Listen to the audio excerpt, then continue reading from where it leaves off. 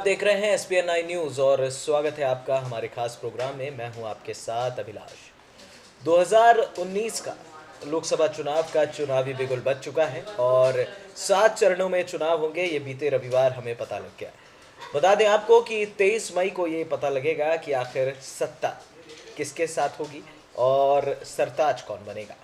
बड़ी बात यह है कि यहाँ पर अब आचार संहिता लागू हो गई रविवार के बाद से ही, और आचार संहिता के उल्लंघन को लेकर सभी पार्टियां इलेक्शन कमीशन ऑफ इंडिया से शिकायत करने में जुटी हुई हैं। ताज़ा मामला है कांग्रेस पार्टी की ओर से। दरअसल कांग्रेस के पूर्व केंद्रीय मंत्री RPN सिंह कांग्रेस प्रतिनिधि मंडल की तरफ से इलेक्शन कमीशन ऑफ इंडिया से शिकायत कर रहे हैं कि प्रधानमंत्री नरेंद्र मोदी के पोस्टर्स अभी भी इस्तेमाल किए जा रहे हैं, राहुल गांधी का मजाक उड़ाया जा रहा है, साथ ही कांग्रेस पार्टी को लेकर कुछ अन्य बातें भी उन्होंने कही हैं।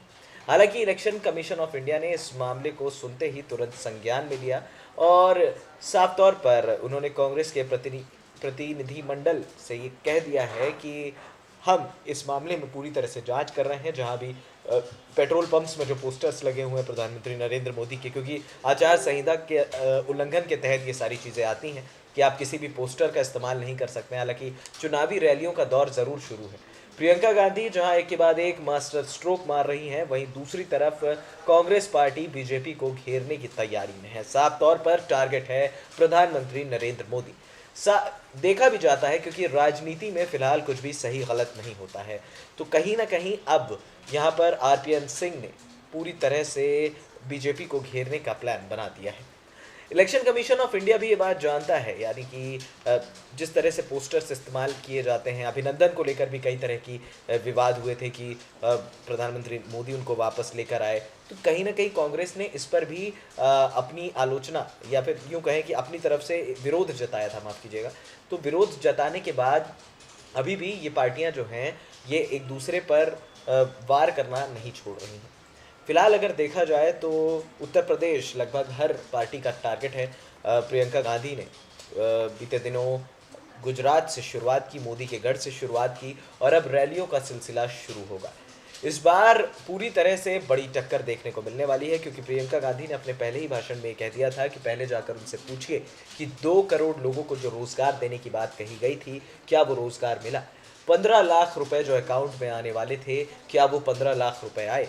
तो ये सारे ऐसे मुद्दे हैं। और उन्होंने ये भी कहा कि इससे बड़ी देशभक्ति नहीं होती है कि आप अपना जो वोट है वो सही चुन के दें, किसी का नुकसान ना करें और बेहतर जो है उसे आप चुनें।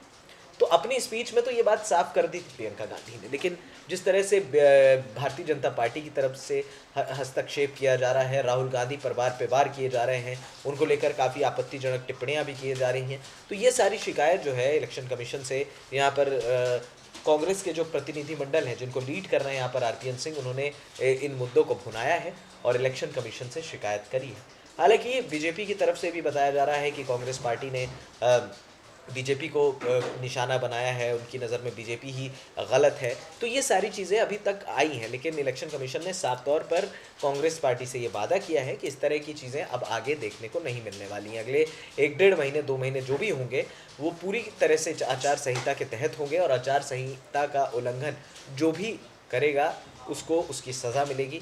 ज़्यादा से ज़्यादा अभी तक जो एक्शन दिखाया है इलेक्शन कमीशन ने वो फटकार लगा कर दिखाया है, और जो फटकार लगाई है, हालांकि उससे ज़्यादा कन्विंस नहीं है भारतीय जनता पार्टी, लेकिन ये देखने वाली बात होगी कि अब कितना कंट्रोल कर पाता है इलेक्शन कमीशन, क्योंकि RPN सिंह का जो इन्होंने इल्ज़ाम लगाया है ये वाकई में ये तो तय करता है कि भारतीय जनता पार्टी की तरफ से पोस्टर्स जो हैं अभी भी इस्तेमाल हो रहे हैं। हाल ही में मैं मध्य प्रदेश होकर आया था, तो वहाँ पर भी पेट्रोल पम्प्स में पूरी तरह से अभी भी प्रधानमंत्री नरेंद्र मोदी के जो हैं वो पोस्टर्स लगे हुए हैं।